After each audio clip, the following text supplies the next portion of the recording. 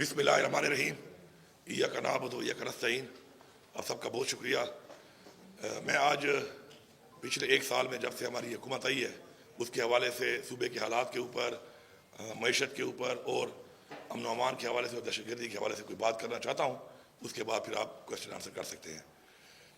سب سے پہلے تو جب ہم نے یہ صوبہ آ کے سنبھالا تو اس وقت اس صوبے کے اندر 15 دن کی بھی تنخواہ کے پیسے موجود نہیں تھے، اور الحمدللہ ہم نے عمران خان کے ویژن کے مطابق آ کر یہاں پہ کام شروع کیا، اور آج الحمدللہ اس وقت ہمارے پاس 169 بلین کا ہمارے پاس سرپلس موجود ہے، جو تقریباً 3 مہینے کی تنخواہ بنتی ہے صوبے کی۔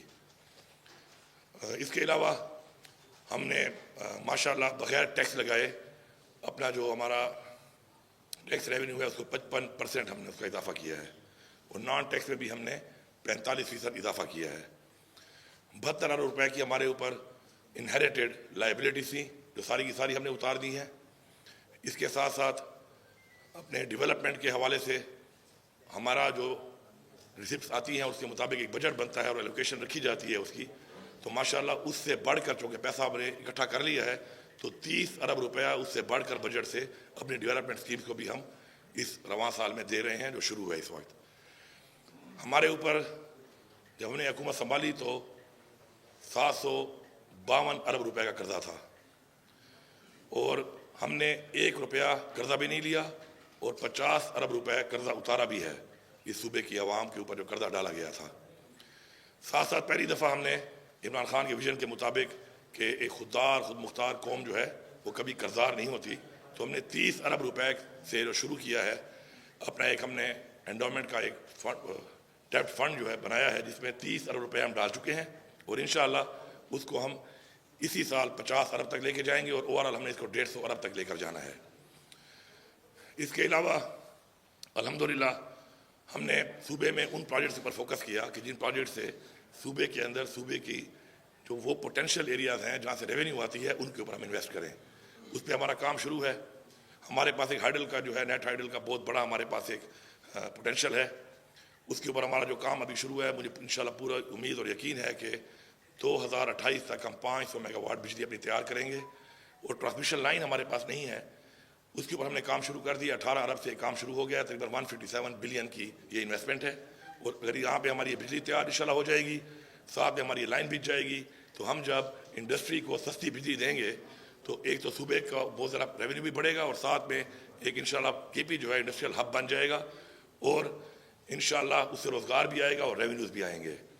ہم نے اپنے تمام پروجیکٹس کے اندر اس پیسے کے آنے کے بعد الحمدللہ جو اضافہ کیا ہے اس میں سب سے پہلے آپ نے دیکھا پچھلا ماہ رمضان اور یہ ماہ رمضان 20 ارب روپے ہم نے عوام کے اندر رمضان پیکیج کے حوالے سے جو ہے ہم بانٹ رہے ہیں۔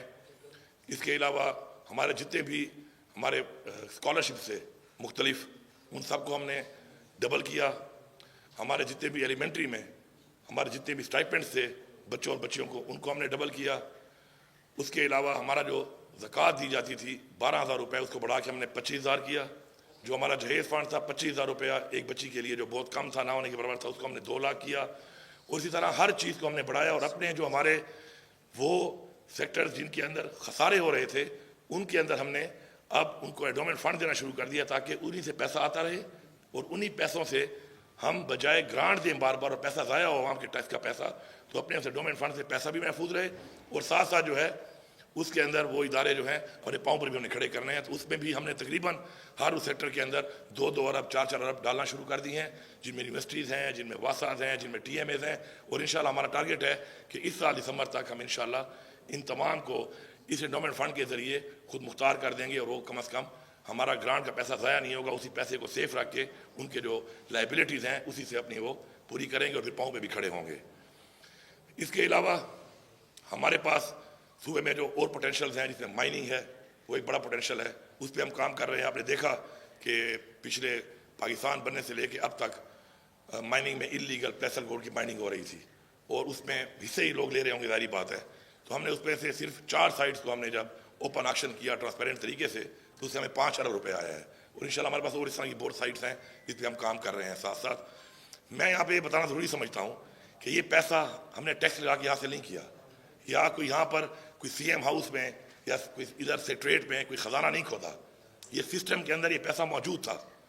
سسٹم کے اندر یہ پیسہ کہاں جا رہا تھا, کن کی جیبوں میں جا رہا تھا, یہ آپ خود اندازہ لگا لیں. لیکن اب وہ سارا پیسہ اکٹھا کر کے ہم سرکار کے خزانے کی جیب میں لے کے آئے ہیں, اور یہ ایک بہت بڑی اماؤنٹ ہے جو میں نے آپ کو بتائی ہے. اور اس میں اگر میں ڈیٹیل میں جاؤں تو اور بھی چھوٹی چھوٹی بہت چیزیں ہیں, لیکن ایک میں نے آپ کو پرفارمنس کے لحاظ سے میں نے بتا دی ہے آپ کو کہ یہ ہے پختونخوا کی حکومت کی پرفارمنس. اور کوئی بھی سے اگر ایویلویٹ کرنا چاہتا ہے اپنی پرفارمنس کو, کوئی مناظرہ کرنا چاہتا ہے اس کے اوپر, یا جو میں فگر بتا رہا ہوں اس پہ اگر میں کوئی غلط بیانی کر رہا ہوں تو اس کو بھی آئیڈینٹیفائی کر سکتا ہے. اور ہم نے اس میں اپنی جو بک شائع کی ہے اپنی پرفارمنس کی 1 ایئر بک, اس میں بھی ہم نے یہ انشور کیا ہے کہ تھوڑا ہے یا زیادہ ہے ہم وہی لکھیں گے جو ہم نے کیا ہے. ہم اوروں کے کاموں پر بھی تختیاں لگانے والوں میں نہیں ہیں. اگر میں اس ڈیٹیل میں جاؤں تو وہ ایک بہت لمبی ڈیٹیل ہے. ہمارے ایسے ایسے پروجیکٹس کہ پچھلے 10 سال 9 سال سے وہ شروع تھے اور کمپلیٹ ہونا تھا 2018 میں, کمپلیٹ نہ ہونے کی وجہ سے اس سے جو ریٹس کا ایکسلیشن ہوا ہے اور اس سے جو نقصان ہوا ہے وہ اس کے علاوہ ہے, لیکن اس سے جو فائدہ نہیں ہو رہا تو وہ اس کے علاوہ ہے. تو ہم نے ایسے بروز سے پروجیکٹ اپنے ڈیو فار کمپلیشن میں ڈال کے کمپلیٹ کر لی ہیں, مزید بھی ہم کمپلیٹ کر رہے ہیں. میں ایک سمپل مثال لیتا ہوں, 2014 سے مانسیرا میں ہمارا ایک ہائیڈل پروجیکٹ شروع تھا, 18 میں مکمل ہونا تھا. جب ہم آئے تو کچھ بھی نہیں ہو رہا تھا, ہم نے اس کو مکمل بھی کر لیا, اور پچھلے 2 ہفتے پہلے ہم نے ایگریمنٹ بھی کر لیا, اور اس 10 میگا واٹ سے ہمیں 44 کروڑ روپے سالانہ بھی آئے گا. اور ظاہری بات ہے پاکستان کو فائدہ بھی ہوگا. فالوڈ بائی 2 مہینے میں اور بھی 2 ہیں تقریباً 50 میگا واٹ کے, وہ بھی ہم انشاءاللہ سسٹم میں ڈالیں گے تو اس سے 4 ارب روپے آئے گا. اس پہ بھی کام تیزی سے جاری ہے. تو ہم فوکس کر رہے ہیں ان پروجیکٹس کے اوپر, انویسٹمنٹس کر رہے ہیں ان پروجیکٹس کے اوپر جو صوبے کو پاؤں پہ کھڑا کریں. اور یہ اس کا ماشاءاللہ جو رزلٹ ہے, میں پوری ٹیم کا, پوری اپنی گورنمنٹ کا, اپنے پارلیمنٹیرینس کا کہ انہوں نے سپورٹ کیا اس چیز کو, اپنی کیبنٹ ممبرس کا, اور اپنی ظاہری بات ہے بیوروکریسی کا, اپنے تمام جو لوگ اس میں انوالو تھے ان سب کا شکریہ بھی ادا کرتا ہوں اور ان کو خیر تحسین بھی پیش کرتا ہوں. دوسرا جو ایشو ہمارا ہے بڑا, وہ ظاہری بات ہے دہشت گردی, امن و امان اس صوبے کا. میں جیسے ہی میں نے بحیثیت وزیر اعلیٰ اپنا یہ عہدہ سنبھالا تو پہلے ہی ہفتے میں نے اپنی جو میری ذاتی اس صوبے میں ظاہری بات ہے میں رہا ہوں, اس صوبے کا میں پیدا ہوا ہوں, یہ صوبہ میرا صوبہ ہے, تو مجھے صوبے کے حالات کا اندازہ بخوبی ہے. تو میں نے بحیثیت چیف ایگزیکٹو جا کر وہاں پر اس پر بات کی کہ آپ پہلے تو یہ بتائیں کہ یہ حالات خراب کیوں ہوئے, خراب کرنے کی وجوہات کیا ہیں. اور وہ وجوہات میں نے آئیڈینٹیفائی کی, ایک دفعہ سب کے سامنے دوبارہ میں کرنا چاہتا ہوں. عمران خان کے دور حکومت میں یہ چیز ختم ہو چکی تھی.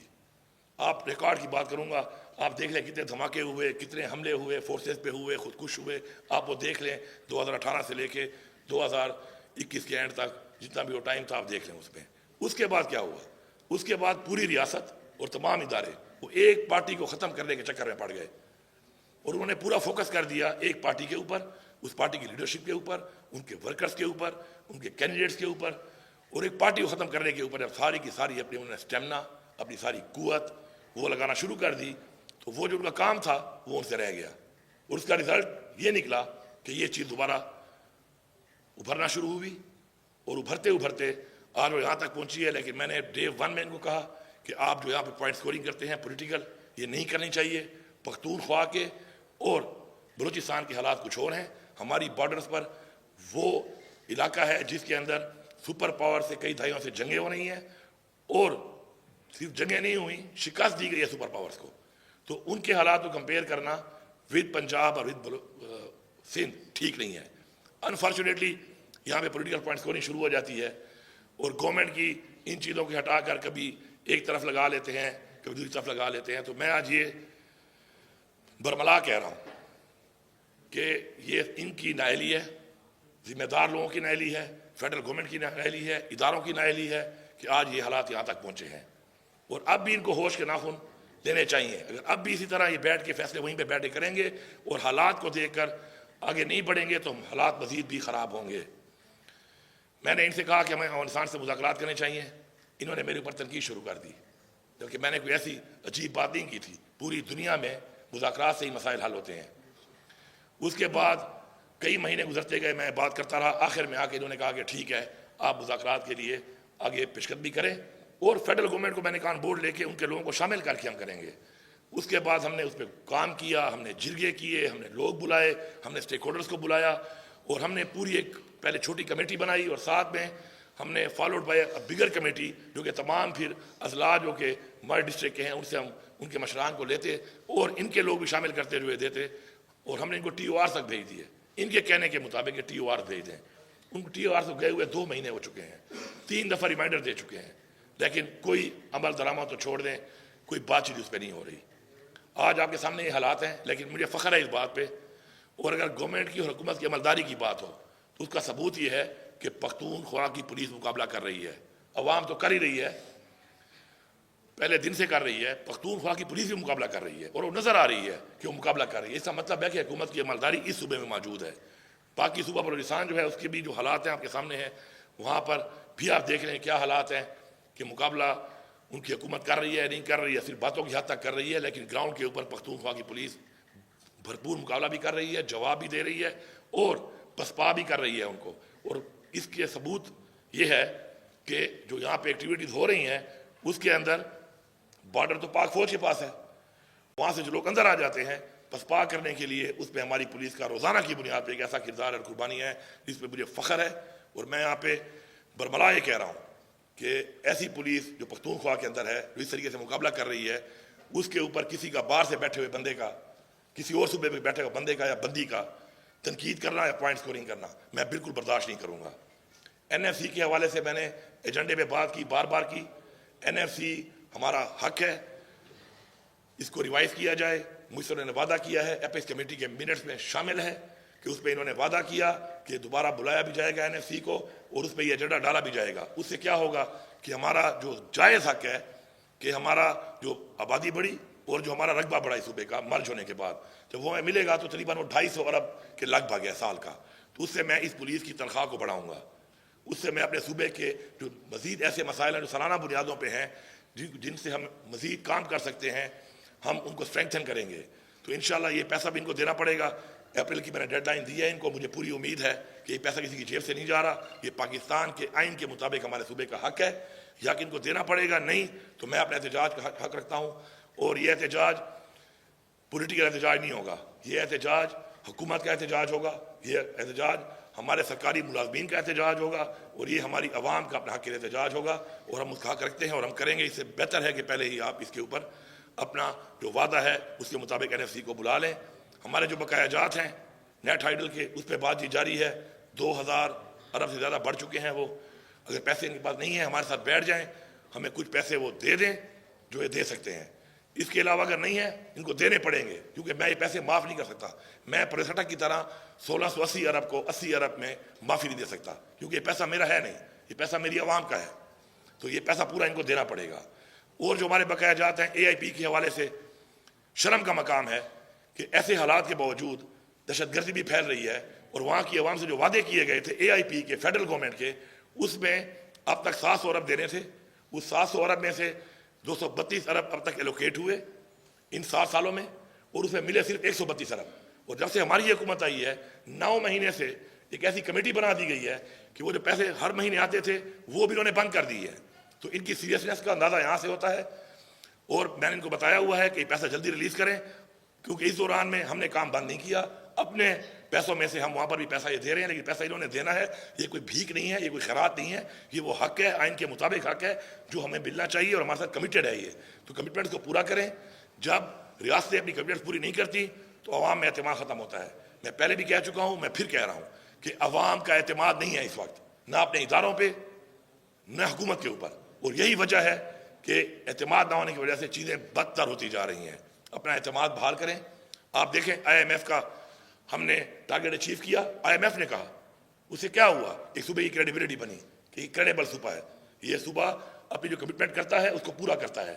इसी तरह हमने जो ये कर्जा उतारा है ये भी हमारी क्रेडिबिलिटी है कि हम अपनी क्रेडिबिलिटी बना रहे हैं कि हम ऐसा सूबा है कि अगर हम कोई कर्जा लेंगे तो हम उसको उतारेंगे और जो कमिटमेंट करेंगे पूरी करेंगे। जब से हम आए हैं हर महीने जो 10 अरब रुपया कर्जे की जो किस्त देनी पड़ती है, हमने 1 रुपया भी शॉर्ट नहीं किया, हर महीने मुकम्मल हम देते हैं।